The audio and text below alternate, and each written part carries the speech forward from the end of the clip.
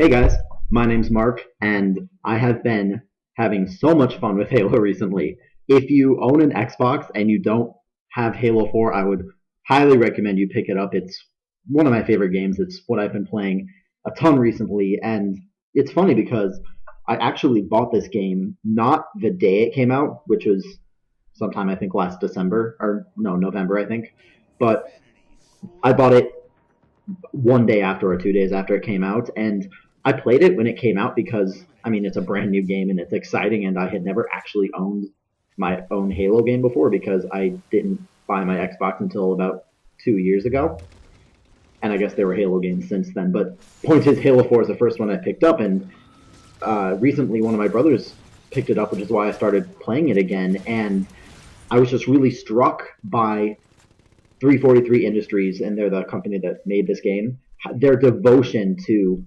keeping this game updated and keeping it fresh. And I was impressed when I started up playing it at first, and I continue to be impressed. They always send out these messages about what they updated. Just this morning there was a message when I logged into multiplayer talking about how on June 3rd they're going to make this sweeping update and balance all these weapons, and it's just you don't see that kind of attention to maintaining what is already a great game. I don't think you see that enough, and so that's really impressive. But like I said, I've been playing this game a lot, and I will be the first to admit that I am not the world's best Halo player. I am not MLG.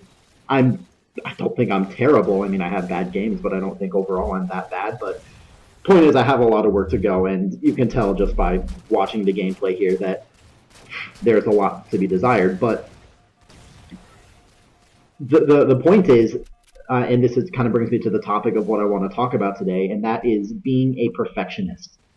Now, me, I consider myself a perfectionist, and I think I've been a perfectionist for pretty much my entire life. And for a while, say up to college time, it was pretty easy to be a perfectionist, and it kind of came automatically. And that's because high school, let's be honest, a lot of it is pretty easy, and a lot of it's kind of given to you. I know this was the case for me, and it's the case for a lot of other people, that I didn't really have to work that hard in high school in terms of all the really not just academics, but a lot of aspects of my life at that time. I mean, classes weren't that difficult. I kind of never really had to study very much, and I kind of got basically straight A's throughout high school.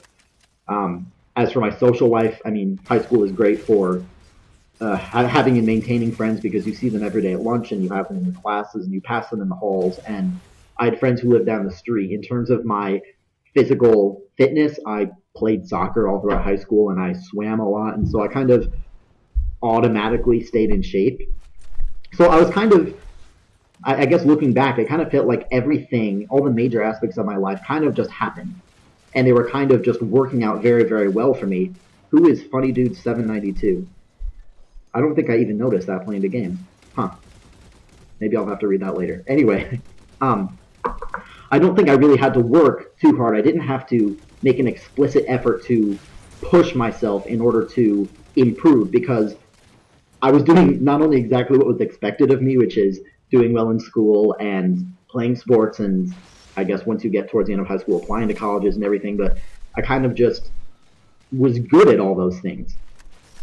And so what happened was when I went to college, it was kind of an amazing system shock for me. I remember sitting in my dorm room freshman year, the first time I got back a calc exam, and I got a 52% on it, which, by the way, was the class average. And I was remember just thinking, oh my God, what is going on? It's like I've never gotten a grade this bad on any assignments. And this was my first exam in college. And so I remember that as being a wake up. I can speak a wake up call. Kind of just saying, wow, okay, so college is hard, and I need to kind of get my shit together and study. And it was hard for me. And of course, it wasn't a black and white issue where at first I just didn't study at all and slacked off, and then right after I got one test back, I changed my ways and studied for 10 hours a day. Of course, that's not true.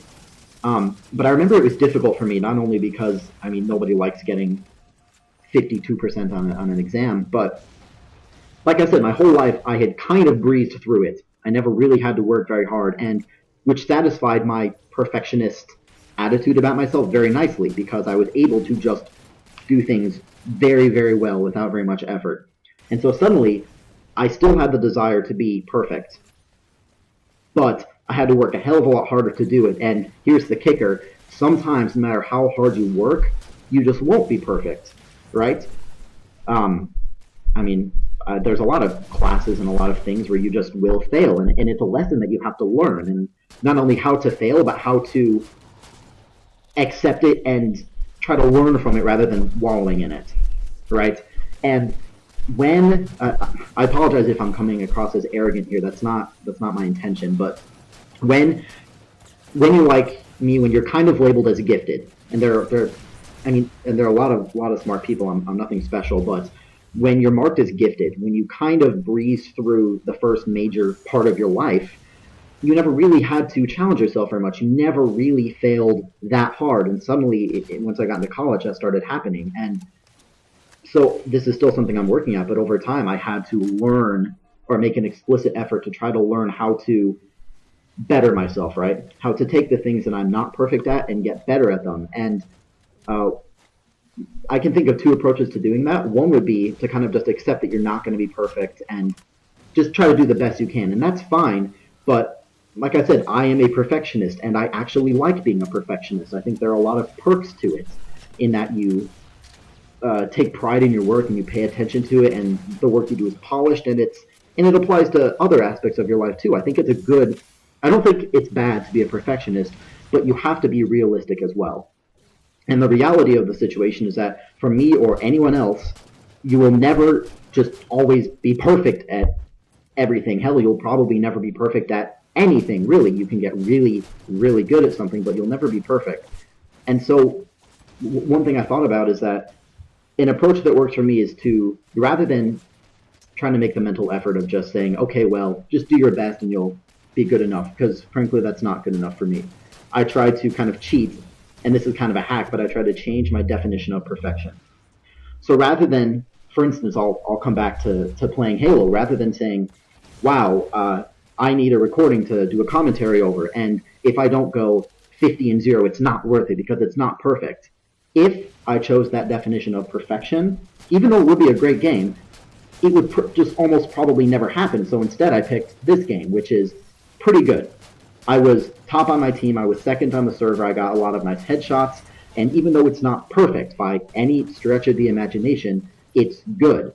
And what happens is that I now have one good game here, and I'll just focus on getting better. When you are able to change your definition of perfection on the fly, you can focus on the process of improving so that over time you will get closer to that original idea of perfection that you've had, rather than just continually getting frustrated, which is just so easy to do and it's so unconstructive.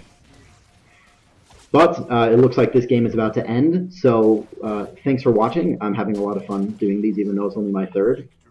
So again, thanks for watching, and I'll see you next time. Bye.